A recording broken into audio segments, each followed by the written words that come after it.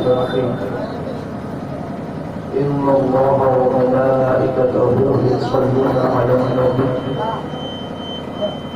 يا أيها الذين آمنوا صلوا عليه وسلموا تسليما اللهم صل على اللہ محمد صلی اللہ علیہ وسلم والصلاة والسلام علی رسول اللہ صلی اللہ علیہ وسلم وعلى آله وصحبه وسلم. حاضرین محترم،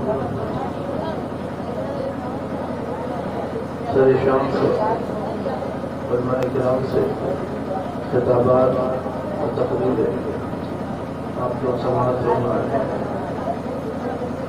اور اب میں ایسا خطیب یا ایسا کوئی مقرر نہیں جس کی آواز میں کوئی خطیبانہ اور مقررانہ غلط ہوتی ہے، نہ ہی میرے پاس کوئی ایسے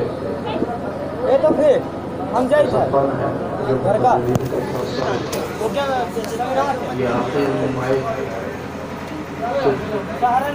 اس لیے انتظام میں لگا دیا جاتا ہے تاکہ کچھ دیر آپ حضرات سے مخاطب ہو جاؤں اور کچھ باتیں آپ حضرات کی گوش گزار کرنے میں مناسب قدرہ اور پوری تو لوگوں سے ان کی عقل کے حساب سے بات کر، یہ بھی ایک فن ہے جس کی جتنی ذہنی سطح ہے اسی حساب سے بات کر، اور دین کی تبلیغ اور دین کی طرف بلانے کے لیے اس کا اور اس فن کا استعمال کرنا بہت ضروری ہے. ادعو الی سبیل ربک بالحکمۃ والموعظۃ الحسنہ وجادلہم باللتی ہی احسن. تو تین طریقے بتائے اللہ تعالیٰ نے کہ تین طرح سے دعوت دین دی جاتی ہے. ایک حکمت و دانائی سے، ایک موعظہ حسنہ سے، اور ایک مناظرانہ اسلوب ہوتا ہے. جدال کرو اس طریقے پر جو احسن. تینی طرح کے لوگ ہوتے ہیں. ایک ہوتے ہیں ذہین و فطین قسم کے لوگ، اور ایک سادہ ذہن کے لوگ ہوتے ہیں، کچھ جھگڑالو قسم کے لوگ ہوتے ہیں.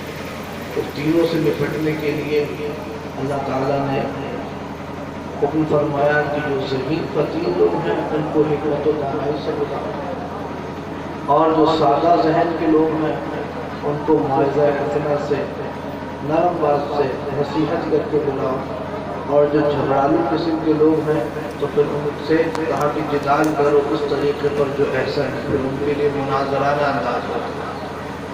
تو یہ جو عوام ہے یہ تو سادہ ذہن کے لوگ ہیں، یہ سادہ عقول سلیمہ یا اس معیار کے تو لوگ نہیں ہیں کہ جن سے حکمت و دانائی اور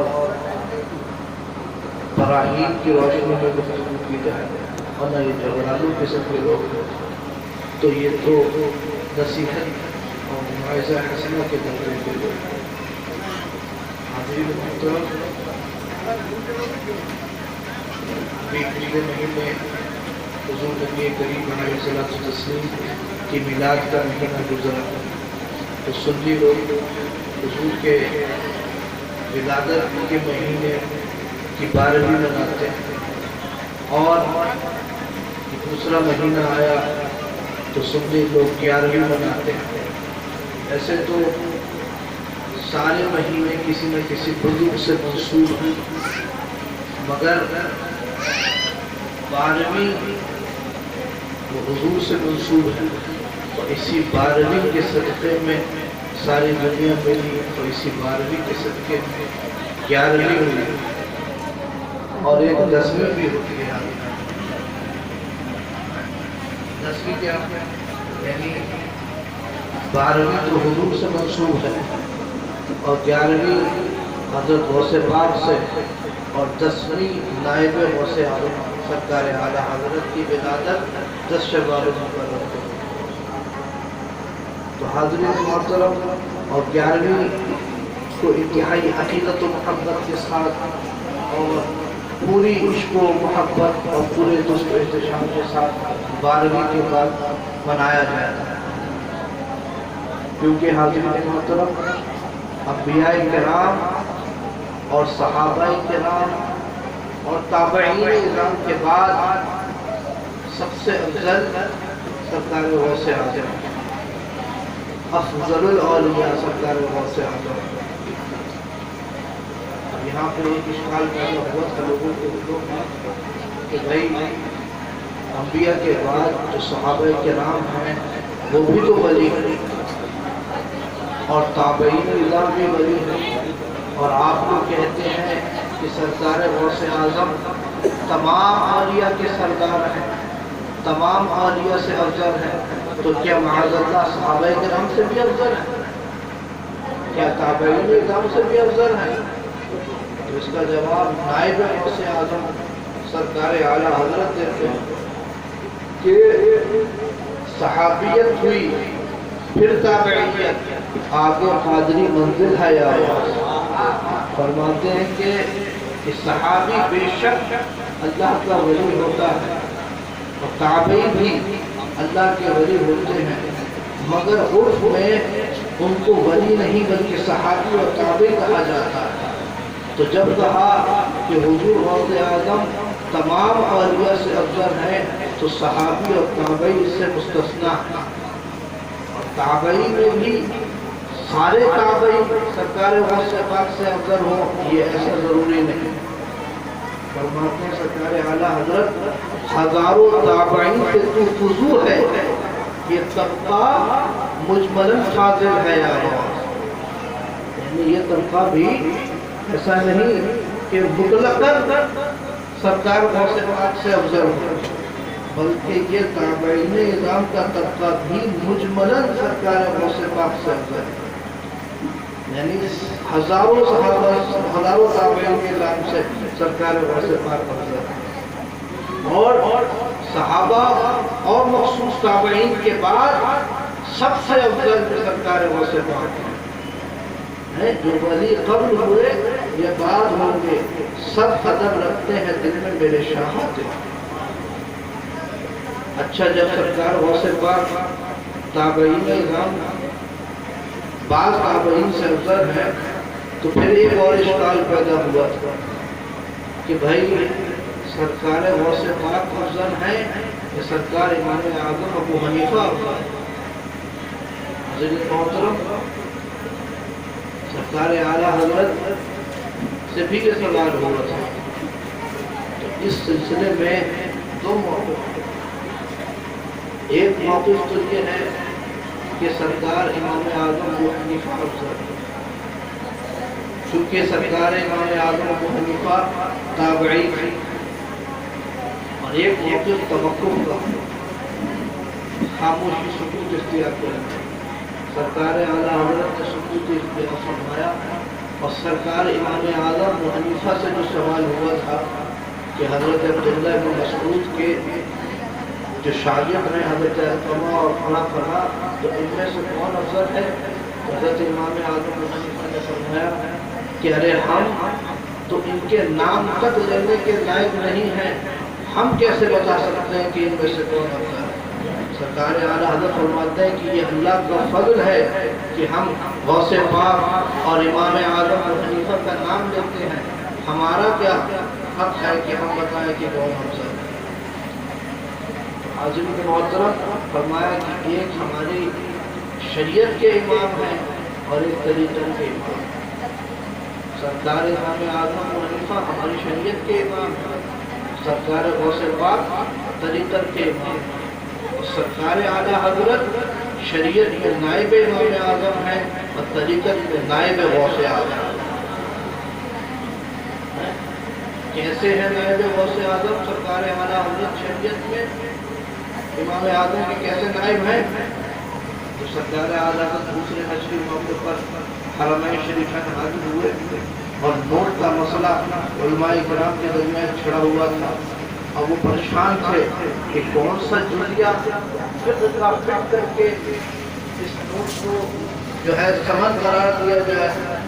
تو جب اعلیٰ حضرت حرمین شریفین پہنچے تو علماء کرام نے سوالات اعلیٰ حضرت کی خدمت میں پیش کی، تو وہ مسئلہ جو علماء کرام فرائض میں ڈیفینڈ کے آج کے نہیں اس زمانے کے اور عجم کے نہیں عرب کے کئی مہینوں سے ہم نہیں کر پا رہے تھے، سرکار اعلیٰ حضرت 1.5 دن کے اندر ان کا جواب دے کے آئے۔ اتنی فقیر واحد پہ کامل متاثر کرائے، جب اس کو محافظ کتب حرم حضرت اسماعیل مکی رحمۃ اللہ تعالیٰ جو اس وقت کے سب سے بڑے عالم تھے، جب انہوں نے اس کو پڑھا تو ان کی آنکھیں پھٹی کی پھٹی رہ گئی اور فرمایا کہ لو رہا مخالفۃ النعمان لقرر العلم وجعل معرفۃ اصحاب التلميذ، کہ اگر ان تحقیقات کو امام اعظم ابو حنیفہ کی آنکھیں دیکھ لیتی تو ان کی آنکھیں ٹھنڈی ہو جاتی اور امام احمد رضا کو اپنے کلامگاہ میں شامل فرما لیتے، اپنا نائب بنا لیتے۔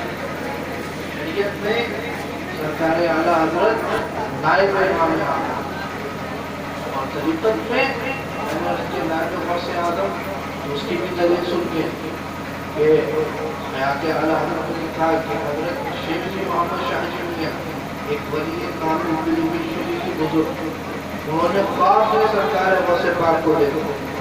یہ طریقت اور روحانیت کا معاملہ ہے تو یہاں پہ خواب بھی معتبر ہوتے ہیں، روحانیت نہیں۔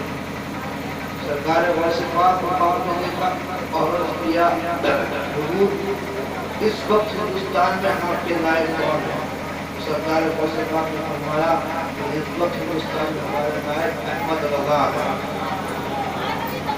سرکار حضرت شیخ محمد شاہ جی میاں رحمۃ اللہ تعالیٰ نے اعلیٰ حضرت کی بارگاہ میں پہنچ کر اور انہوں نے حضور صلی اللہ علیہ وسلم کو خواب کیا۔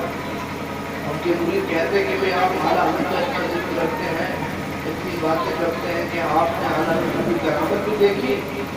کہتے ہیں کہ بھئی اعلیٰ حضرت کا انہوں نے اتنا بھی کرامت دیکھا، بیٹھنا بھی کرامت دیکھا۔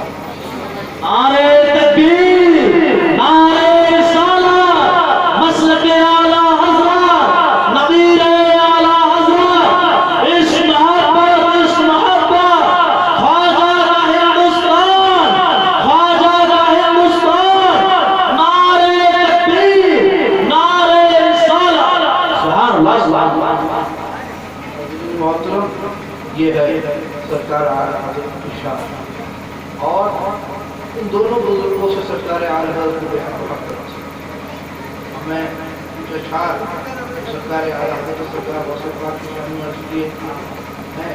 ایک رسالہ اعلیٰ حضرت کے نبی میں سے فرمایا تھا، منظور قصیدتان رائے خان۔ اعلیٰ حضرت کی ابتدائی جو عمر تھی، اعلیٰ حضرت کی ایسی 28-29 سال کی جو عمر تھی، اس وقت بریلی شریف اور اس کے اطراف میں تفضیلیت کا بڑا زور تھا اور حضرت علی کو شیخین کریمین پر فضیلت دیتے تھے۔ اعلیٰ حضرت نے مسلمانوں میں ان کے رد میں کئی کتابیں تحریر فرمائی اور تفضیلیت کی بہترین فرمائی۔ تو اس موقع پر سرکار اعلیٰ حضرت نے سرکار غوث پاک سے عرض کیا تھا، قصیدتان رایتان کی شعر اعلیٰ حضرت انی اذا ما اقاہم دائم فاہم ہمت وقلت فی حیمانی للہ شیئا للفقیر العالی یا شیخ عبد القادر الجیلانی للہ شیئا للعتیق الجانی یبن الکریم الدائم الغفرانی یا مقانته بجميع الأولياء كمكانة الأرواح في الأبدان والبحر في الأنهار والقرآن في الأسفار والآباء في البلدان والنور في الإنسان والإنسان في الأعيان والأعيان في الجسمان والطيب في الريحان والريحان في القدوان والقدوان في العيدان لله شيئا للأسيم الجاني يا شيخ عبد القادر الجيلاني۔ یہ سرکار اعلیٰ حضرت نے سرکار غوث پاک سے استمداد کی غم بے شمار ہو چکے ہیں اور دشمنوں کا ہجوم ہے، ایک طرف عدائد میں ہیں، ایک طرف حاسد میں ہیں، بندہ تنہا ہے۔ سرکار اعلیٰ حضرت نے سرکار غوث پاک سے فرمایا اور کہا کہ جب بھی کبھی پریشان ہوتا ہوں تو پریشانی کے عالم میں میں یہی کہتا ہوں کہ للہ شیئن للاسیق الجان یا شیخ عبد القادر الجیلانی. میں جب بھی تم پریشان ہوتا ہوں تو پریشانی کے عالم میں یہی کہتا ہوں للہ شیئن للاسیق العانی یبلغ کلمۃ الطائف الغفران. اے ہمیشہ رحم و کرم فرمانے والے کے بیٹے مجھ پر بھی رحم فرمانے. یا من مکانتہ بجميع الاولیاء کمکانۃ الارواح بالابدان. اے وہ جس کا مرتبہ تمام اولیاء میں ایسا ہے جیسے روح کا مرتبہ بدن میں ہوتا ہے کہ اگر بدن ہو اور اس میں روح نہ ہو تو بدن بیکار ہے. کمکانۃ الارواح بالابدان والبحر بالانہار والقرآن بالاسفار والآباء بالبلدان. جو مرتبہ قرآن کا تمام صحیفوں میں تمام کے تقاصرانی کتابوں میں ہے کہ قرآن سب سے افضل کتاب ہے، وہ مرتبہ سرکار غوث اعظم کا تمام اولیاء کے درمیان. جو مرتبہ سمندر پر نہروں کے سامنے ہے وہ مرتبہ سرکار غوث اعظم کا تمام اولیاء کے سامنے ہے. قرآن بالاسفار والآباء بالبلدان جو مرتبہ باپ کا اولادوں میں ہوتا ہے وہ مرتبہ غوث پاک کا تمام اولیاء ہے. حاضرین محترم، یہ سرکار اعلیٰ حضرت کی سرکار غوث پاک سے مقبولیت ہے اور جو کچھ بھی سرکار اعلیٰ حضرت کو ملا وہ سرکار غوثیت آپ کی غلامی اور ان کی محبت نہیں ملا ان کے عقیدے سے. اللہ تعالیٰ ہمیں بھی سرکار اعلیٰ حضرت کے وسیلے سے سرکار غوث پاک کی اپنی بردار سے مال فرمائے اور سرکار اعلیٰ حضرت کے مسلک پر چلنے کی توفیق عطا فرمائے جو در حقیقت مسلک کے غوث اعظم. آمین برحمتک یا ارحم الراحمین. وما علیکم السلام ورحمۃ اللہ وبرکاتہ.